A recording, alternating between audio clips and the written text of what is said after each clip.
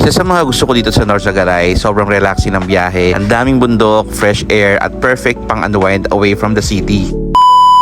Yo guys, welcome back to another ride adventure. Today, pupunta tayo sa ilang sikat na pasyalan na view deck dito sa San Mateo, Norsagaray, Bulacan. Isa sa mga solid tambayan ng mga riders na gusto ng chilled road trip, magandang view at relaxing ride. From the city traffic hanggang sa paakyat ng roads ng Norsagaray, grabe, sobrang presko ng hangin dito. Perfect talaga pang morning ride. Isa sa pinaka gusto ko dito sa Big Tay is yung combination ng nature at open road. Hindi ka maboboard habang bumabiyahe. Check this out guys, ang ganda ng paligid, bundok, fresh air at sobrang peaceful. Ito yung klase ng ride na pampatanggal stress. Kung naghahanap kayo ng quick escape near Bulacan area, Big Tay Norsagaray is definitely worth it. Sa first stop, dito tayo sa 100 step to 360 view. Entrance, 10 pesos each person. This is located in the scenic mountains of Norsagaray. This spot is known for its relaxing nature views and overlooking scenery near the Sierra Madre area. So ito na guys, akit na tayo sa famous 100 steps. Medyo nakakapagod pero worth it talaga ang view sa taas. Cardio muna tayo bago ang reward. Step number 20, okay pa. Step number 50, medyo ramdam na pero sweet to guys kasi habang pataas mas gumaganda yung view. Hindi ka masyadong hihingaling kasi maganda yung paligid. Andito na tayo guys, ito na yung famous na 100 steps paakyat sa 360 view. Wow guys, sweet na sulit ang pagkakyat. Welcome to 360 view ng Norsagaray. May kita mo dito yung napakagandang bundok, fresh greenery at sobrang peaceful na paligid. Perfect place para mag-relax, magmuni-muni, mag-picture at syempre gumawa ng content. Wala kayong masyadong kuha ng picture dahil takot si Caleb sa mga mataas. At sa bawat bundok ata na naakit namin may mga aratilis. I promise nakakamiss to. Nakakatuwa lang dahil kasi gusto ni Caleb to. Grabe yung fresh air at mountain vibes, talagang napapahinto ka para magpa-picture. Dahil sobrang ganda naman kasi talaga ng paligid dito sa Norsagaray. May kita mo talaga yung relaxing province vibe na malayo sa ingin ng city. Kaya naman kung punta kayo ng Norsagaray, wag nyo kakalimutan to, isama nyo sa bucket list nyo.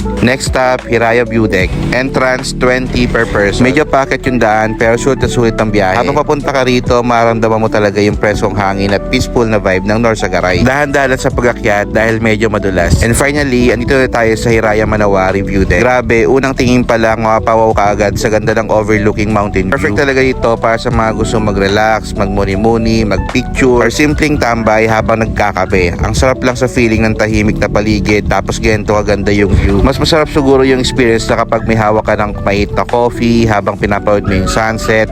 Tapos ang cozy talaga ng ambience dito. Isa ito sa mga lugar na babalik-balikan mo lalo na kapag gusto mong tumakas kahit saglit sa stress at ingay ng city life. So yun guys, kung mapadpad kayo dito sa Norsagaray, huwag nyo kakalimutang bisitahin ng Hiraya Manawari View Deck.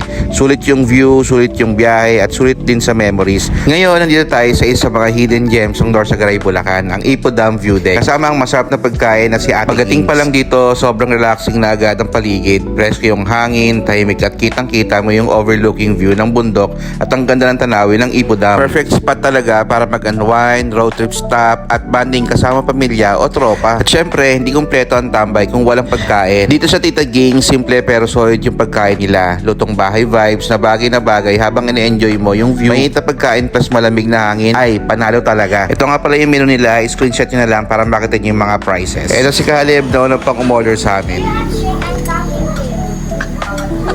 Like that. Yes, ate.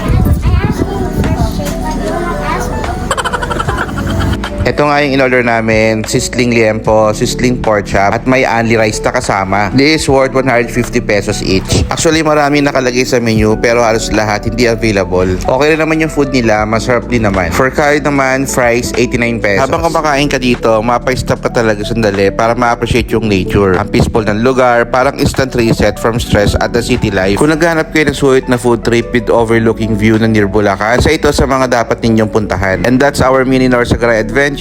Simple road trip pero sobrang sweet sa views, food, and experience. If naghahanap kayo ng quick escape near Manila, try nyo dito sa Norsagaray. Kaya naman, don't forget to like, follow, and share for more mini travel vlogs. See you sa next adventure. Bye-bye!